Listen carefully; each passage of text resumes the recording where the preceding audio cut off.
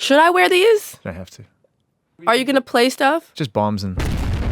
Just when you say things like impactful, I'll like drop a bomb on it. Like a... So kind of a... Willow's like, well, I like being celebrated.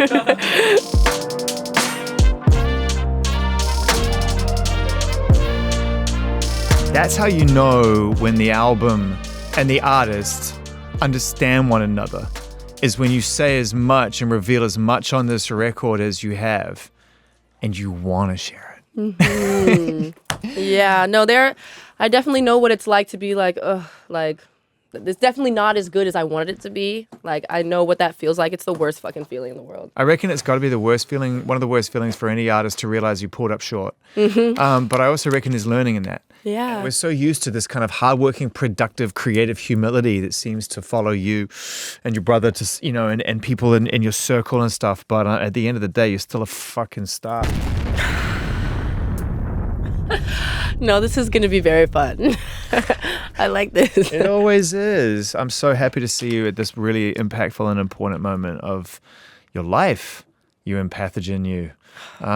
It's really the gift and the curse of everybody with a true artistic spirit is to absorb and see too much. It's the gift is to be able to share it and express it. So never an easy process though. And you really made it hard for yourself in the best way possible. I really did make it hard for myself. I keep making it harder, weirdly enough. You do. I can't help it. I feel like if I'm not doing that, then it's like, where am I going? Am I working towards the musician I really want to be? Am I working towards the human I really want to be? Like all of the greats, tried to challenge themselves and put themselves in situations that forced them to become who they are. When you're a kid, it gets summarized in a very simple statement, which is you're being hard on yourself.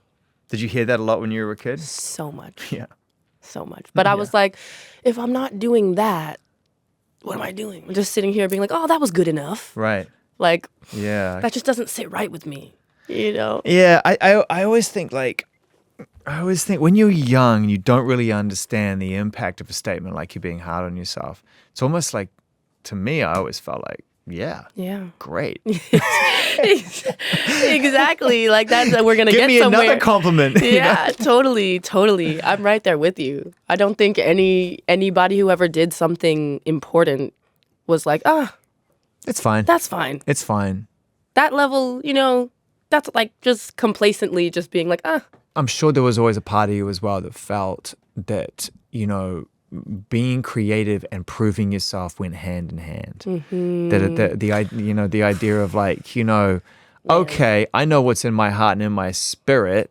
How many hours do I have to put into this before someone sees me for me? You're so right. I don't think I could have explained it better. I think those two are intertwined in a really weird, beautiful, but also slightly unhealthy way, just because of the way that I was brought up. Yeah. That's been a huge struggle for me. And I'm trying to like kind of separate like my identity and my like sense of value from what I produce musically and how it's received. You did it. You definitely did it, because I wondered whether a certain amount of that restless creative energy that you have, that idea of like, did that, what's next, is sort of part of that, is kind of wrapped up into that identity of like, hey, I got to prove that I can do these things that inspire me. I can get them done. And I always felt like the things that I really worked on, the things that like I really put my mind into and like tried to make the best thing, people kind of didn't really mess with that as much. Like, it's really interesting, like, Coping Mechanism, obviously, got so much love and people loved that album, but I was low-key kind of like, damn, like, I personally felt like it was one of the best rock albums that came out that year, and it just kind of felt like people kind of slept on it a little bit. So here's the reality about rock music.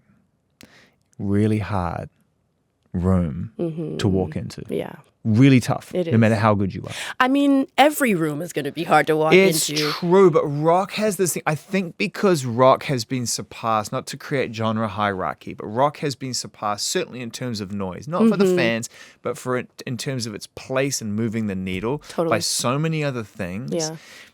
And yet we feel the spirit in us. We want to move in that room. We want to do things. You made an authentic rock record, but it's just it's kind of a bruised genre. Yeah. I mean, It's tough for that. It's tough for that genre to know what to do with a compliment. yeah, man, that's real. It's that's kind of, that's real. And obviously, I'm so grateful. Like my gratitude will outweigh any sense of negativity. But if we're gonna be real, we're here. We're talking about the music. You know what I'm saying? Like that's the truth. And I kind of do feel like with this next project, I want to, even though I just put myself in it again 150%, you know what I'm saying? Even more. There.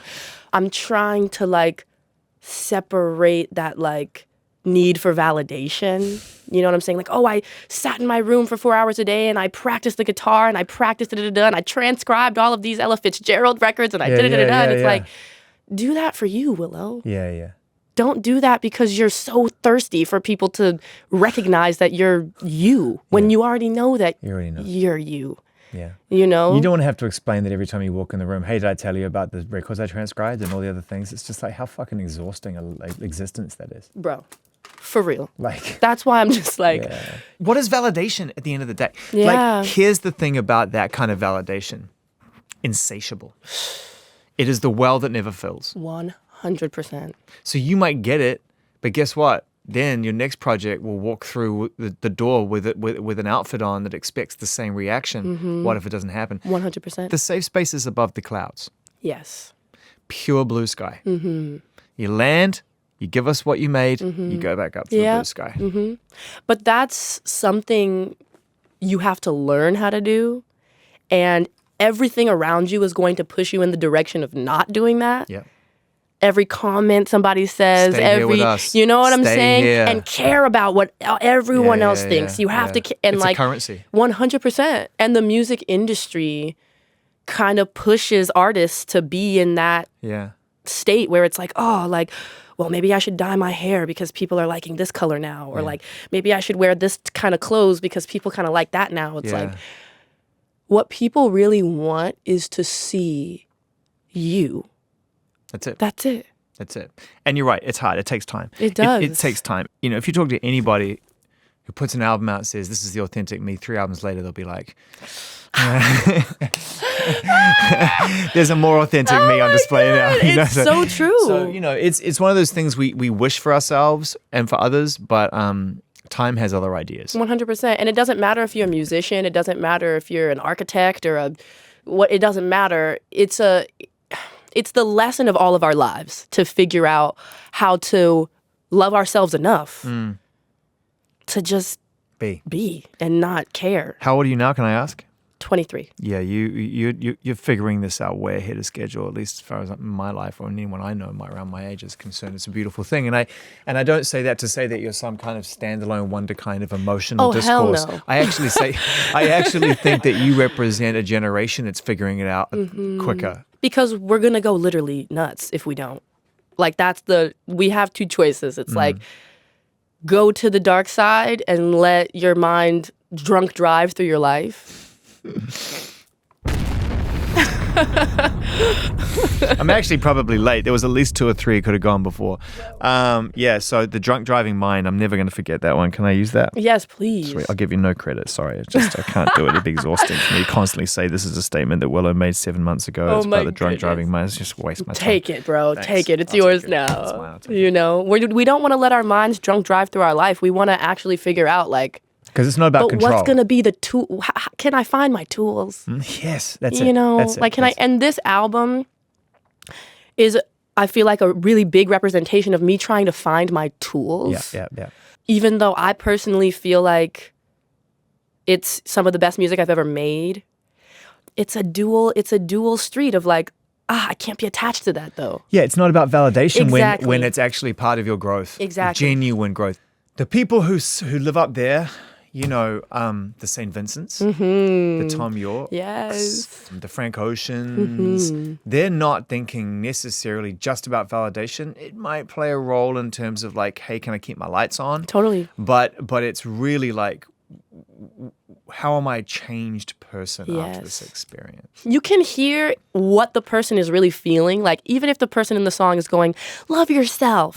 You're the best. You need, you know what I'm saying? But then in their mind in the studio, they're like, oh my gosh, like, I'm struggling. it's not going to hit. It could be the best song of all time about loving yourself and being positive. Yeah. But you're feeling this, you don't even know why, it's just not hitting. You know what I'm saying? I mean, it's a pretty bad lyric from the get-go, love yourself, you're the best. Like, I don't know, some Yo Gabba, it's not even Yo Gabba Gabba would fucking throw up on that lyric, by the way. Oh my God. It's way worse than that. But I hear you, I think, here's the thing. I think that the best music doesn't really have answers.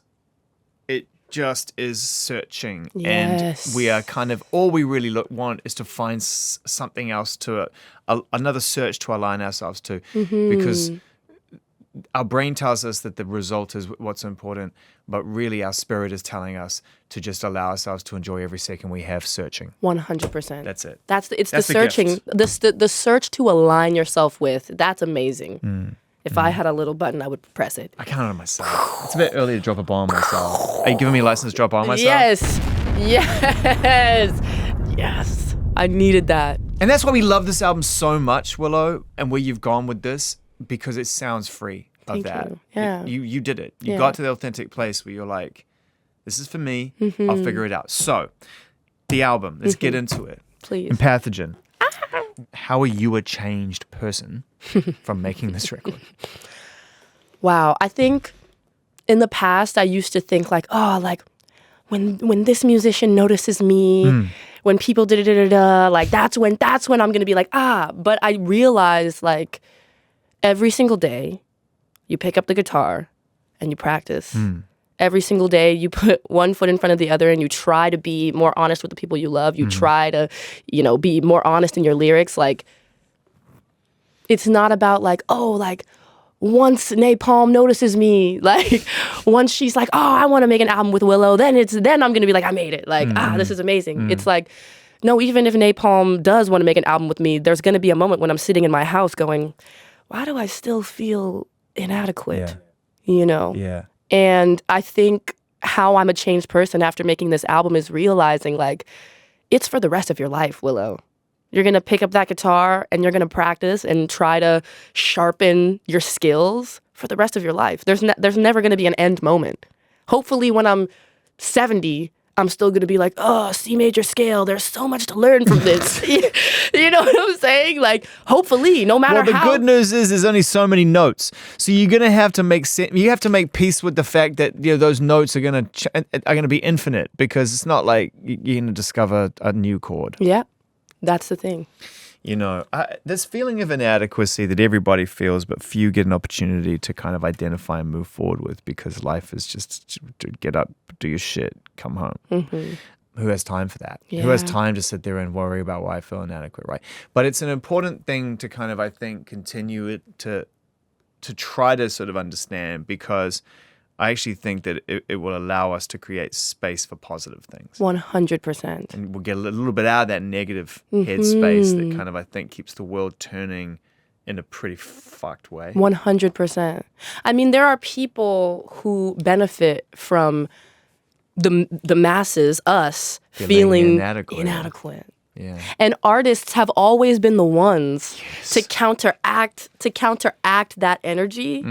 And artists have also been some of the ones who have the deepest self-hate, and we see it, but it's like so much in this. It's the psychology. The psychology of it. I keep having this thing where it's like, I keep saying to people, no, they'll give you more money, they'll give you more this, they'll give you more that. Where they'll really lose their shit is if you start asking to change the psychology. Yeah.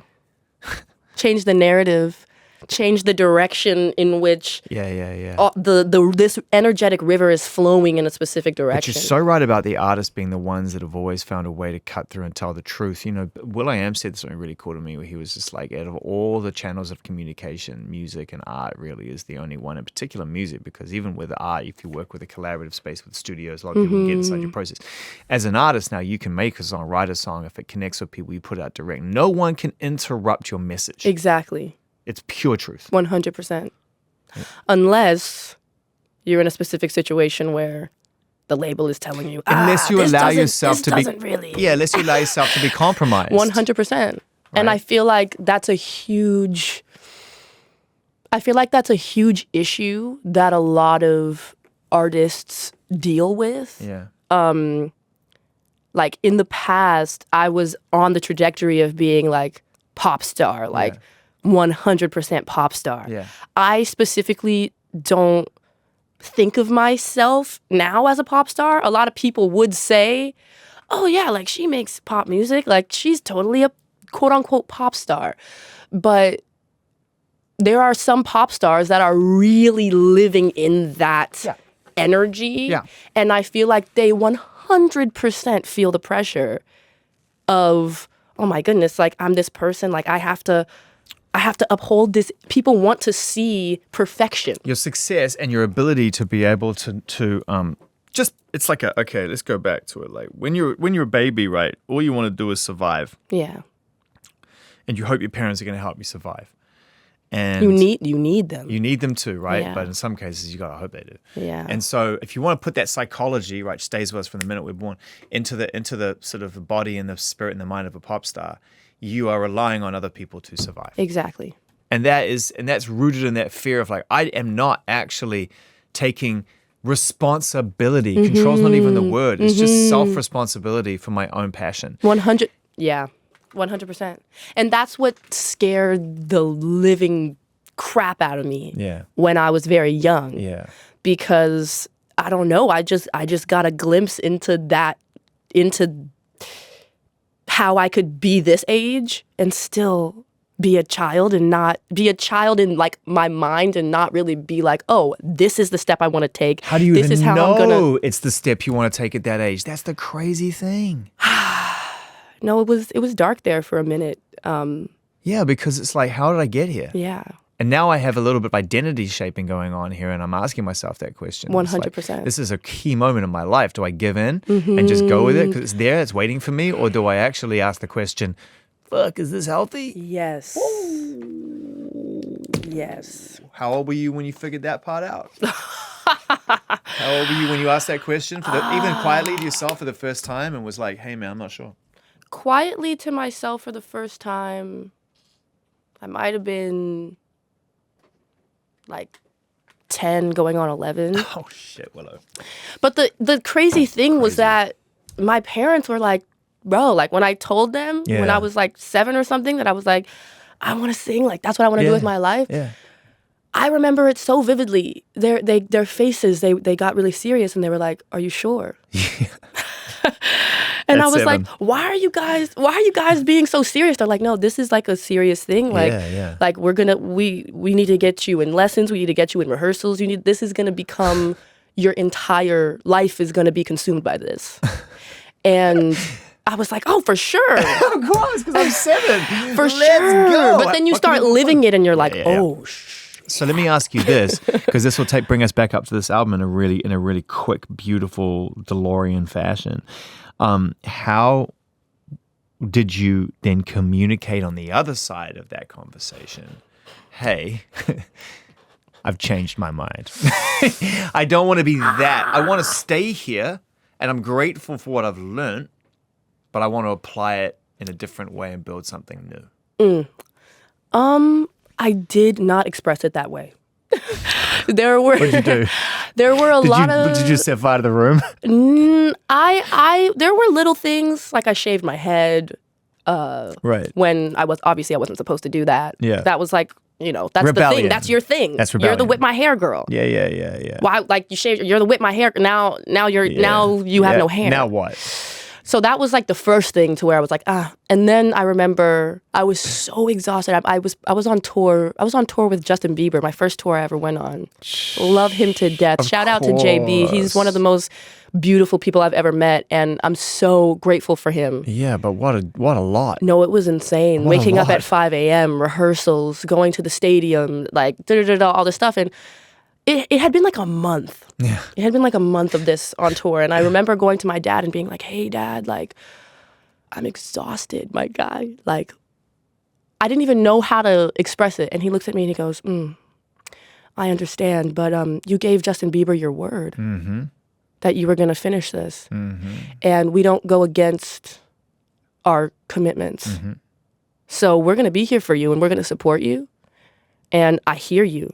And come here and let me hold you, but also we're not stopping. There's no world where we go against That is our tough. word. And listen, as a parent, that is one of the realest moments you face because I can't speak for your dad, although I've met him a couple of times. Always really enjoyed meeting him. Sweet dude. No, he's beautiful. I mean, Dude. that lesson is what has made me a better That's what keeps me making me a better musician. But see, his principles was saying that. Yeah. His heart wanted to just... No, his heart was wanted like, to oh my just, God, baby, oh come my here. God, how do I make it easy for you? Yeah. You know, and that's so hard as a So parent hard. to walk that line. Because you want your child to have these skill sets Yeah.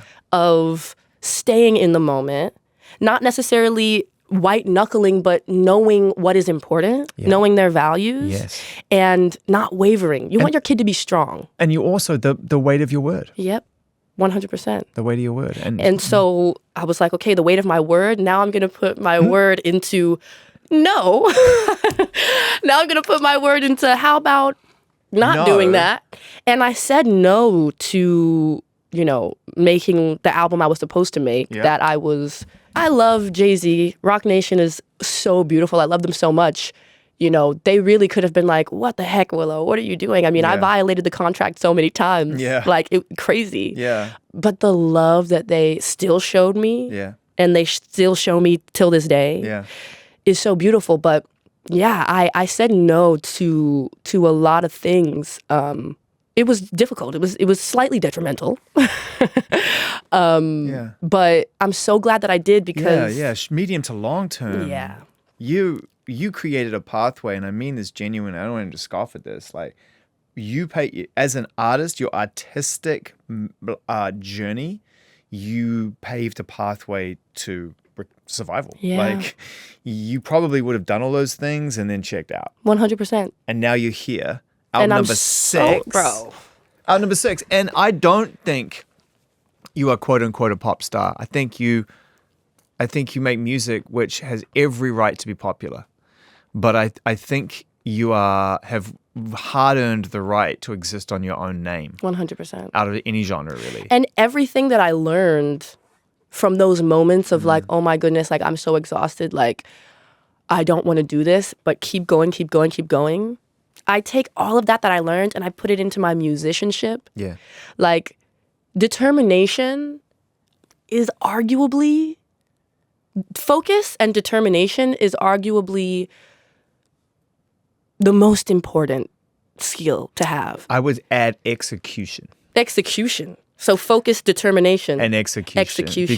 Because I speak from experience and know people who have experience where they put all the effort in and all the focus in, and then something gets in the way. And then the execution gets 100%. Do you think it would surprise the casual fan how deeply committed you've been to the learning of all of this? To the picking up the instrument, because I know that you really are like a student of this experience. Oh yeah, 100%. Like, I would actually go as far as to say I don't know you very well, but I always enjoy meeting you and getting to know you, and I really think that actually you get a kick out of the stuff you do on your own, learning about it. I do, and that actually applying it is part of the process of commitment and execution, but the learning is your shit. 100%. Yeah, 100%. Like, I was taught as a child, like, you work externally, you know what I'm saying? And you, like, do the interviews and the tours and the da-da-da, and you go. But now I'm realizing as an adult, that amount of external energy, Yeah. put it into the sitting in your room for 4 hours a day. Yeah. Put it into the listening and studying. Put Yeah. it into and then the music will come. Yeah, The music will come because you've been digging on your own. Yeah. And so the digging on your own is just, I find that's going to be my bread and butter for the rest of my life. Your curiosity. 100%. Yeah.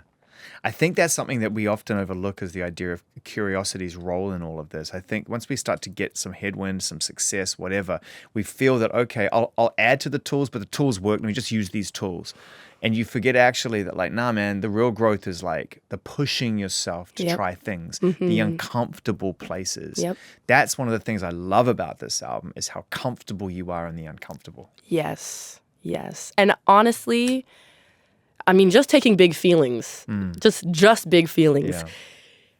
There were moments there where I was like, oh my gosh, like, I've never sang like this before. I don't know if I'm going to sound absolutely ridiculous. Like, all of these things that go into your mind, you're like, wow, like, is this going to sound like the craziest, weirdest shit anyone's ever heard? Which That's it awesome, does. because your inner voice is telling you to do it before you've even used your external voice to see what it is. That's so crazy. Do you know, most people are just like, hey, I've got this voice. I know how to use it. You have an inner voice going, you haven't tried this. Go and try it. Try it. 100%. That's crazy. I was just talking to Yusuf Days, amazing drummer. Love Yusuf Days. And going back to like learning new things and keeping the curiosity. Yeah.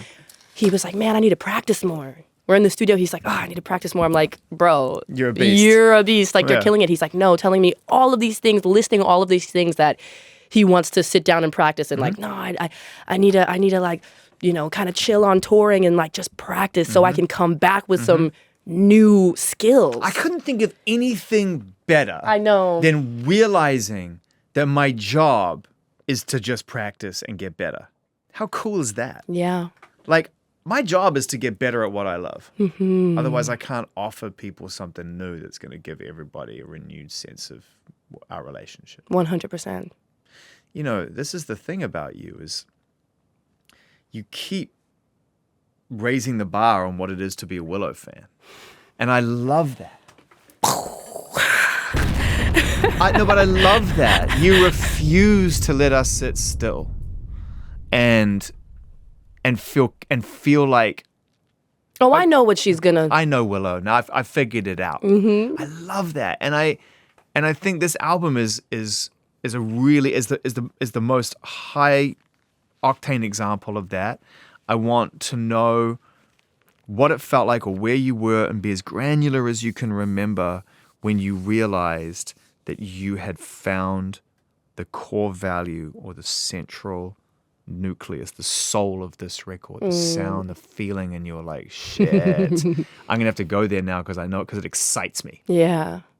I was at my homie's house, Chris Griotti's house. Love him dearly. I worked with him on Coping Mechanism as well. And I'm sitting there, and we weren't even supposed to be recording that day. And I was like, you know, like it's been so soon, you know, since I dropped. It's been so, like, I don't record. He's like, we got to get in the studio. I got to get in the studio. And I'm like, my guy, like, That's not how I do it. That's not how I do it. Like, I got to chill, right? And so we're just at his house chilling, and I'm playing him a whole bunch of stuff. And at the end, I'm like, but that's not even what I want it to sound like, bro. Like, I could play you all of this, but there's nothing that sounds like what I want it to sound like. Did you even know at the time what you wanted, or was it really just kind of, because I often, and I know others feel it with slight definition before you're able to put it into words. It's like I can almost explain what it is I want. Okay, so let me back up. I had been, so before this even happened. I love a good backup. Right. I had been on a trip with one of my closest friends, and we were just chilling, watching the sunset. Where? In Napa Valley. And we're just chilling, watching the sunset, having a little bit of wine. And they put on Chet Baker. And I'm like, okay. That'll do it. That'll do it, right? And so from that moment, I was like, okay, this next album, I don't want it to sound like Chet Baker, but his voice and the depth of... Weight. Like, you just hear everything he's been through. And he does it in a way that you could almost like incorrectly apply to lounge singing, but it's heartbreaking. It's too heartbreaking for that. So God bless Napa. God bless Chet God Baker. bless a strong Santa Rita Pinot. Bro. And a amazing Chet Baker moment. And then that was it. That was it. I was like, okay, that spirit, that soul, I need to tap into that. What is that for me? How do I tap into that for me? So I'm playing Chris a bunch of this shit, and I'm like, but that's not even it, bro. And he's like, okay, 3 songs in, 3 sessions in, 3 or 4 sessions in, we make Symptom of Life. Yeah. Well, I can imagine that was it. Was the seed. Yeah. That was, I was having a conversation with Jack Antonoff not too long ago, and he was saying, there's always that song that's the doorway into the house of your album. That's it. And you could tell because when you listen to your performance on the album, you become more the person that is making this record. Yes. Symptom of Life, there is a naivety in your performance or in the writing that is like, I'm searching and I've landed. Yes. Yeah. Yes. Yeah. It's almost like a serendipitous, wait, right here. Did you record it? Exactly. 100%. They're racing, yeah. And then after that, you can hear the vibe kind of gets a little bit more solidified and you're like, oh, okay. Like I can see. Yeah. Then I'm hearing you with St. Vincent. I'm like, okay, she embodies her performance now on this record. How was that recording with Annie? Wow. You wouldn't tell me you were in the room because she's so wicked. She's so wicked. Yeah, she's awesome. You know, it was me and her and Griotti, and, you know, she actually was a little bit in a rush, believe it or not. She had to go. She's always in a little bit of a rush. Every time I've ever met, don't take it personal. I swear, she's walked into this room to have an interview and to sit down. We have a clean hour, and she's sort of on her phone like, do I have to? I'm sorry. Do I? It's always a sense of that. So St. Vincent's coming in. She's sort of checking her phone. Because that's what she does. She's like, oh, I gotta get to dinner. Whatever. You know, she's coming up with these amazing chord progressions. We're going back and forth with lyrics, blah blah blah, and then it comes time for her to sing her part, and we have like 30 minutes. She's like, okay, like guys, but the sheer, just like confidence and perfection. That she comes to it with, and she's telling all of these like dB numbers, like numbers of how to EQ her vocal, like specific, like she just knows the mathematics. She win Grammys for her new album. She's a Grammy Award-winning record producer. Oh yeah. Like she knows her shit so intensely. So I'm just watching, going, I'm just seeing the master at work right now. But you must understand that language after 6 albums, and with the curiosity you have, you're not a check-in, check-out session person. No.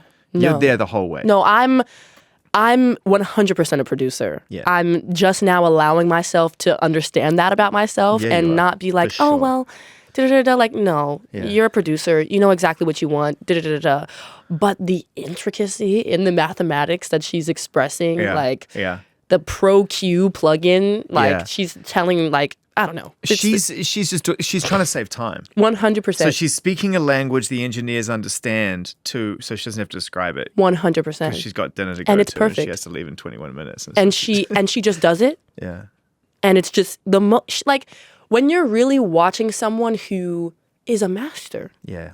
She's incredible. They don't even have to try to teach you any. It's not like, oh, let me try to teach you. It's like you just watch them and you're automatically better. That's how I felt. I was like, I just became a better musician by being silent and saying nothing and watching her do this. Well, yeah, because now you're like, I want to be able to do that through my own language. Yes. Yeah. 100%. I'm so glad that you sat there before and said I'm allowing myself to accept that I'm a producer. I've been a producer for a while, but for some reason I really struggled with a little bit of like self-esteem issues and feeling like I really always felt like I wasn't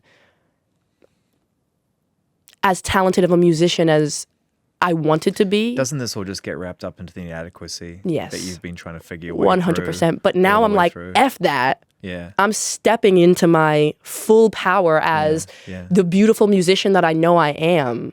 And that changes the way I sound. That changes the way I make music. How has it changed the way you approach your friendships and the relationships in your life? Wow. Because the art will serve you however you want it to. Whether you want to pretend and build an identity that just ignores your inadequacies and allows you to pretend to be a superhero, the art will allow you to do that. Yeah. But relationships won't. They will not.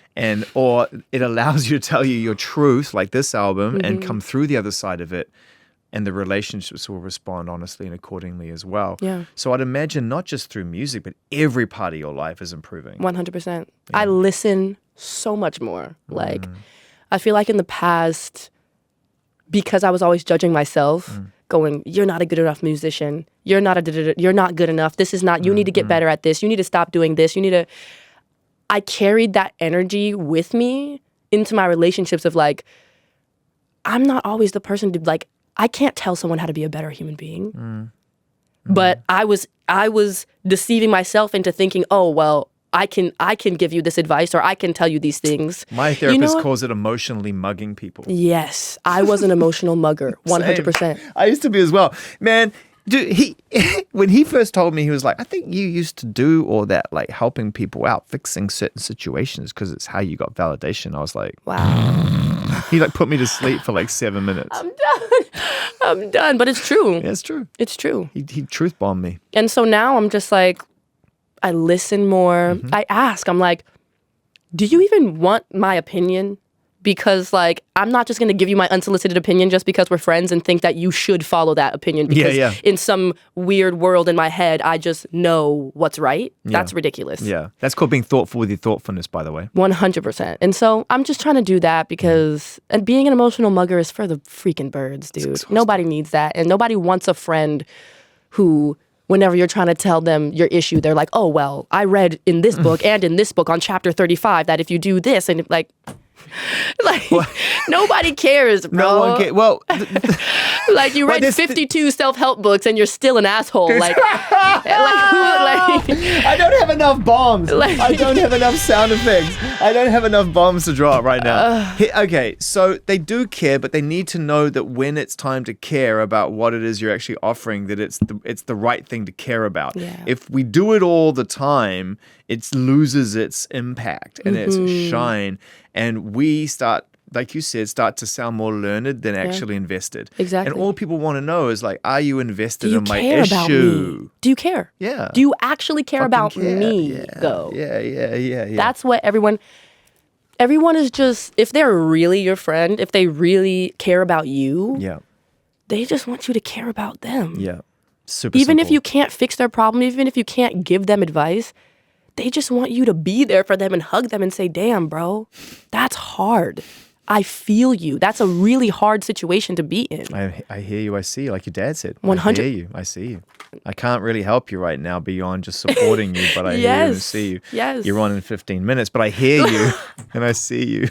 100%. That's all I really needed was to know that he understood. Yeah.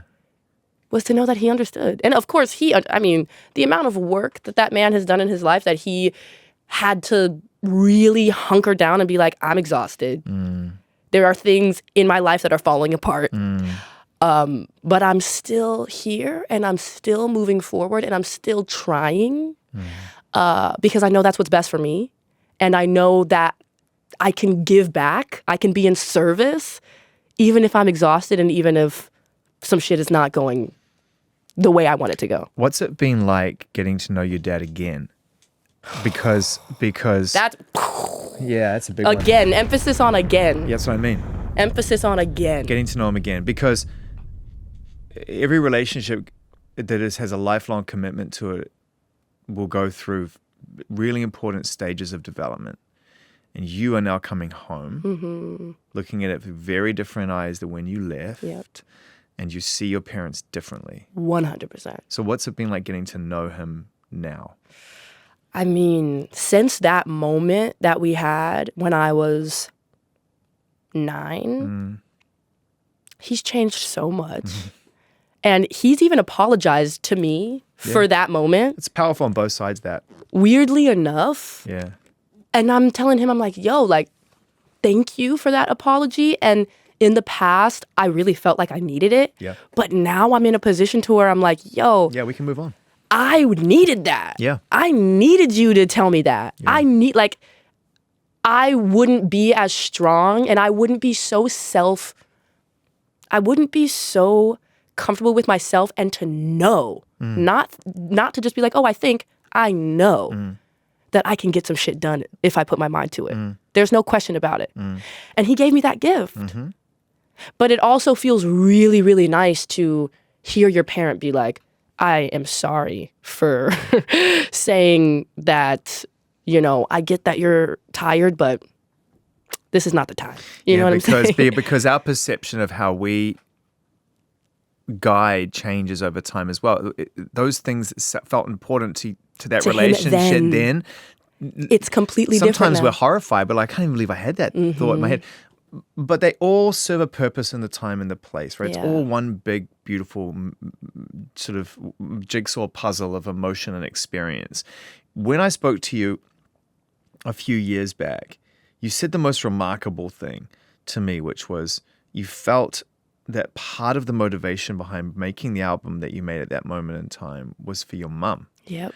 Was that you made something to sort of help some healing that your mum never got a chance to go there and do that. She could vicariously experience this whole thing. 100%.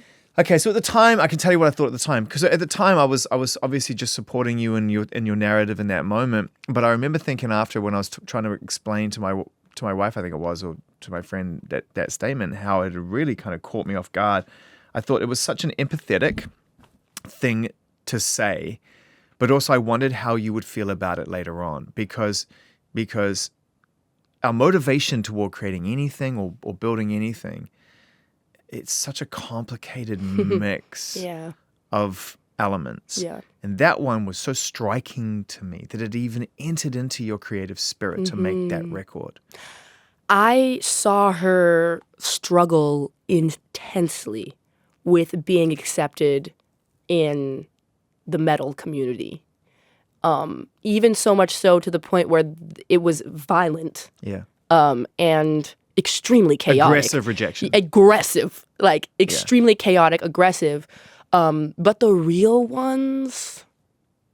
Like, I remember the first time I got in the studio with Travis, I was talking about Wicked Wisdom, my mom's metal band, and he was like, wait, I remember them. They were fly. Like, the shit was banging. And I'm like, yo, thanks. Like, that's beautiful to hear. Like, the real ones know, and because the real ones are observers and the real ones are students of the craft. And want the craft to grow. 100%. They want anyone who's not in the room that's bringing something fresh and authentic, get in the room. It's the ones who are scared that don't want to let you in. Exactly. Yeah. The gatekeepers, you know what I'm saying? Yeah. And I am so grateful for Coping Mechanism because in so many ways, it was so full circle. Yeah. Like when my mom was doing her metal music, doing her music career, she was experiencing so much anger in her life. And that was her way of being like, this is a healthy way for me to get it out, something that I love. And I'm going to bring my kids with me too. Me and Jaden were with her on tour in these random metal venues. Like, she's just rolling with like, we're just rolling with her. Like, it's nothing. Yeah. And, you know, just both me and Jaden being musicians and getting to see it so up close in such an interesting, different way. Yeah. In a community that we would never have gotten to see. In a way, also really important to see a side of things that because you come from an environment where hard work and success have been married to each other for a long time, to be in an environment where you see your mum struggling for validation must have been a real so contrast. Hard. Yeah. Right? Yeah. There must have been times when you actually asked yourselves, each other, or just privately, or even her, why do it? Yeah. Like, why put yourself to everything's good over here? There was nobody like her. Yeah. Maverick, man. There was nobody like her. For sure. And she had emotions that needed to come out, but it was also a political act to go to these places where there's literal skinheads. Your mom is punk as fuck. 100%. Like, that woman is my whole heart and soul. But going back to Coping Mechanism, it was so full circle because I was going through so much anger and heartbreak in my life. And as a woman, to connect with your mother in a way through... Women don't give themselves enough room to experience their anger Like, I feel like in society, it's very common for people to accept male anger. Like, oh, he's a man. He's testosterone. Like, he's supposed to be angry. He's macho. You know what I'm saying? But if you're a woman and if you're a black woman, you get deemed as the angry black woman and kind of put to the side and like almost belittled and looked down on. And it was so beautiful to feel held and such a deep connection through our femininity in such a different way. Like, we're both women now. And she'd look at me and be like, wow, like the woman you have become and handling your pain in such a beautiful way. Alchemizing your pain into gold. That's what I wanted to teach you. That's, yes! You know, that's what, you know, she's like, that's what I wanted to teach you, how to alchemize your pain into gold that the world can see and experience and be inspired by. So she sees what's in the toolbox now. 100%. What a great day. What a great day for any parent. Man. To be like, she'll be okay. Yep. Totally. She's going to be cool. And she loves this new music for her. She's just like... Yeah, because this is punk as fuck as well. This is a punk record, by the way, people. Do not get it twisted.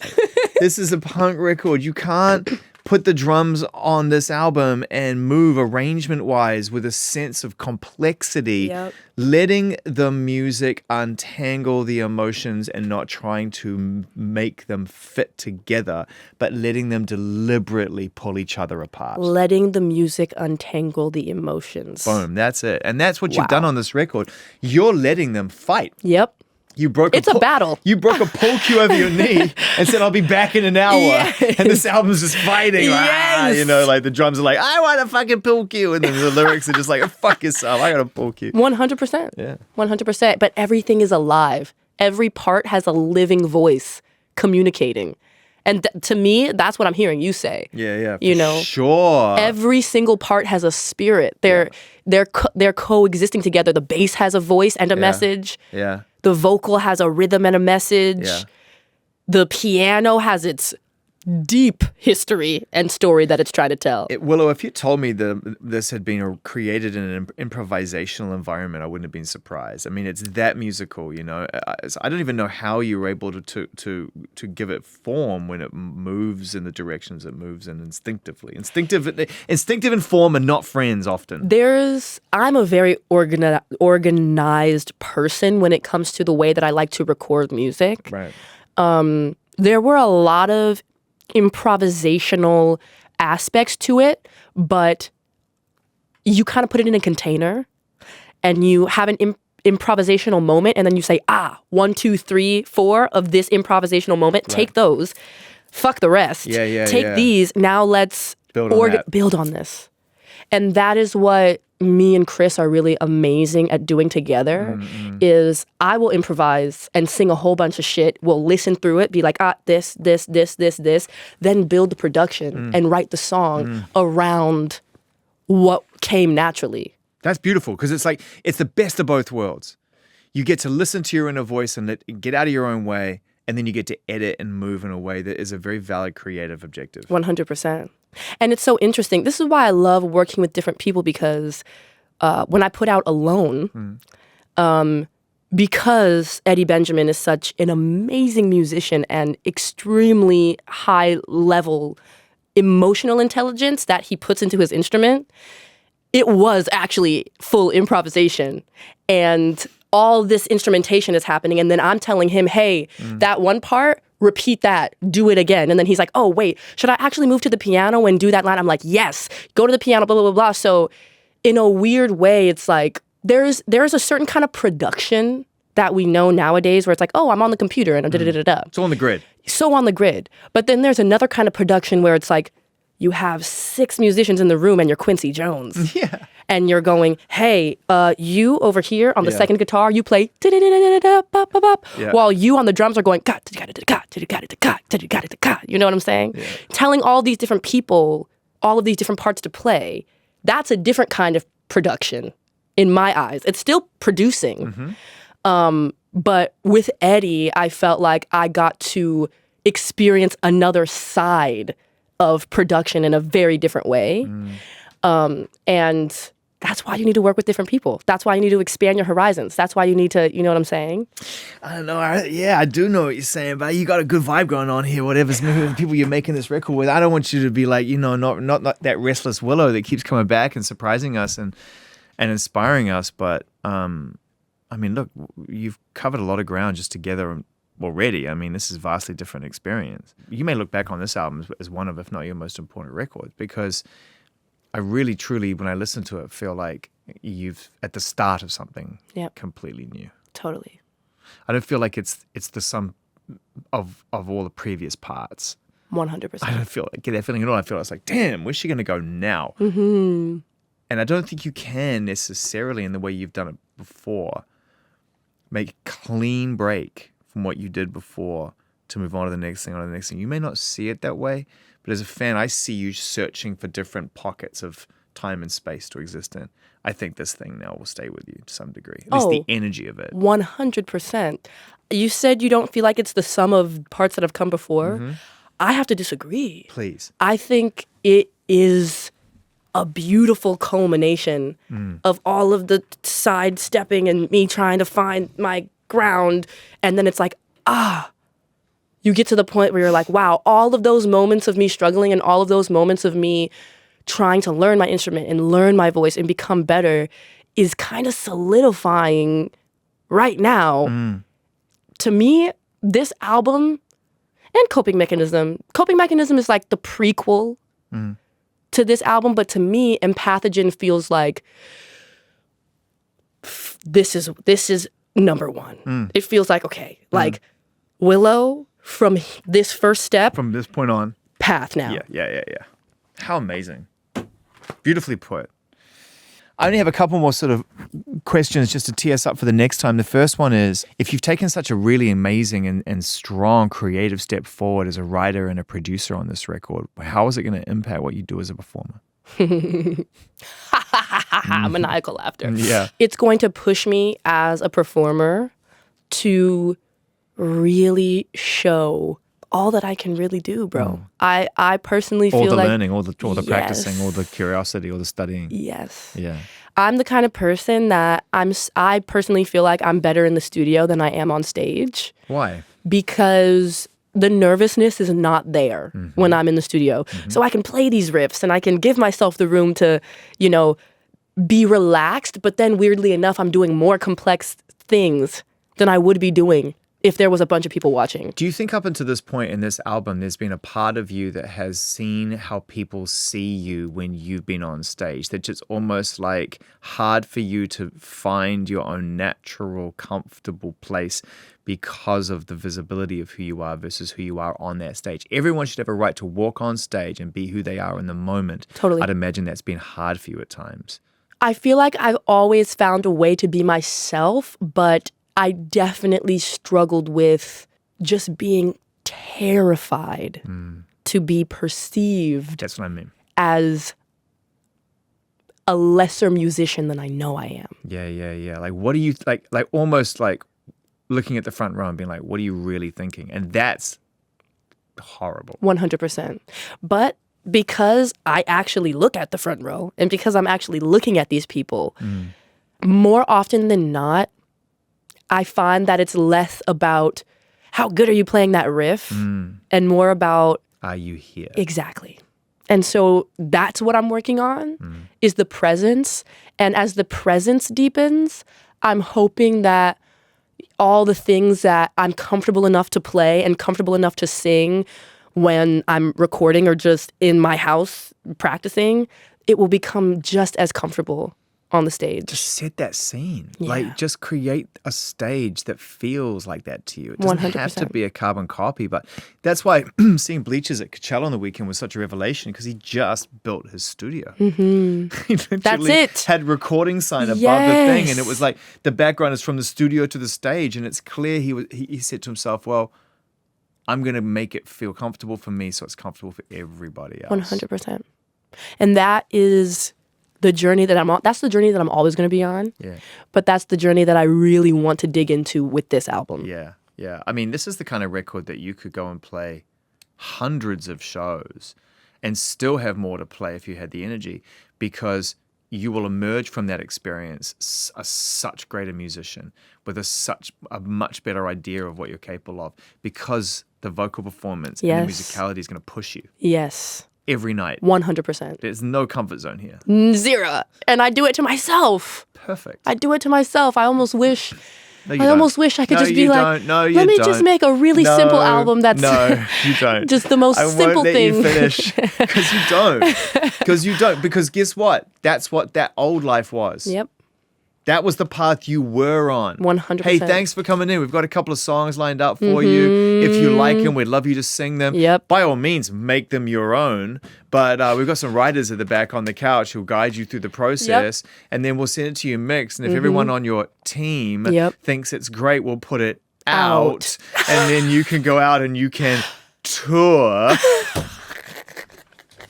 And I mean, everything in inverted commas is by design. Yep. It's supposed to make you feel like you're working, but it's not really work. And that, to me, was terrifying. Yeah.